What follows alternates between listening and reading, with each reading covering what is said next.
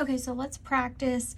We're just going to identify the carbonyl type containing functional groups first. So you may notice some other ones, and if you do, that's awesome. We'll practice those together later.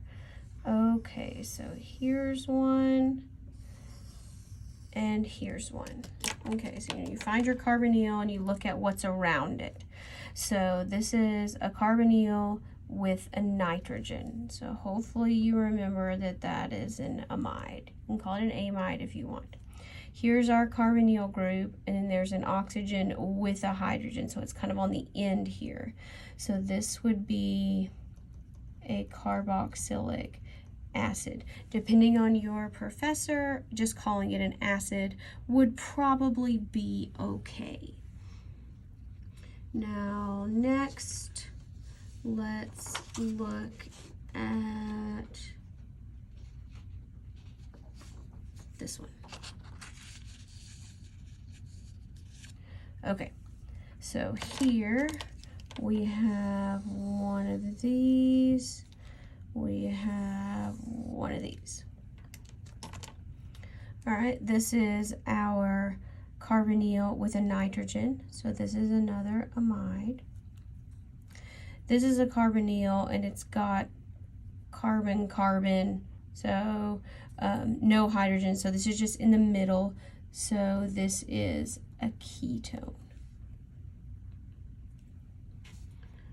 Okay, let me find some others. Let's look at this one.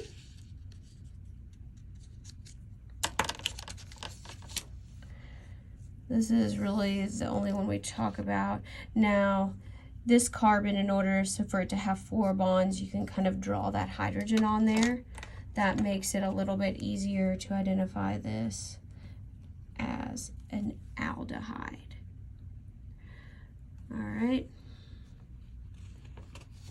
Now, I want to look at one more. I want to look at this one.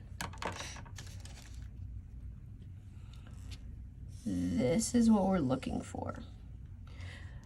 This is a functional group, but I haven't told you what it is. So, and it's not one you're going to encounter often, so don't worry about it. It's not one we've talked about. Okay, so this is an amide. Now, you may be going, oh, there's an acid chloride. It's not. That's what I really want to point out, because here's your carbonyl group. Then you have another carbon between these chlorides. So this is not an acid chloride. You have to be really, really careful about that. I changed my mind. I do want to do another one.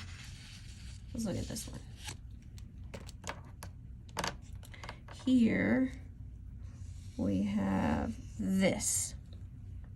Again, we're just looking for carbonyl compounds right now. So here's our carbonyl group with an oxygen and another carbon, so it's not on the end. So this is an ester group.